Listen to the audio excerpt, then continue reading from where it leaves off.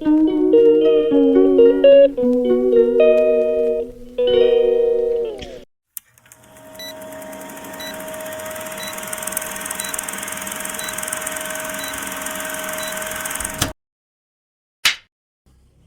guys, for today's video mag-unbox tayo ng pinadalang chocolate ni Ate Joanne Mangayaw from Japan.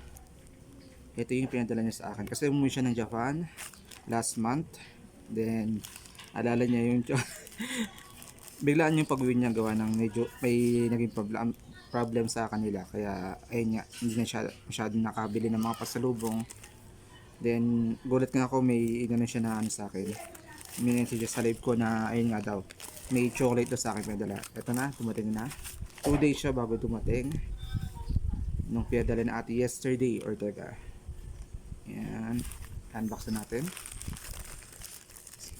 Yan, kasi nakita ko sa ano, sa nabanggit ko kay ate yesterday nga kanina na 2 days na siya bago dumating.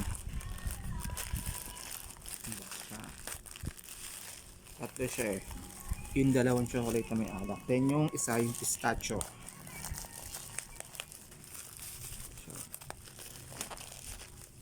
So, ito naka bubble wrap siya.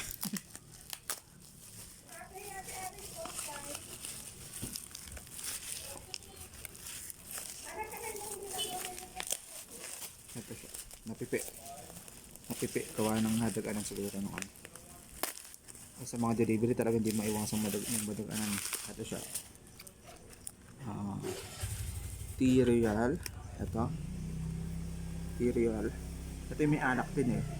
Tapos ito din chocolate din to na may alak, Bacchus. Then ito yung pistachio.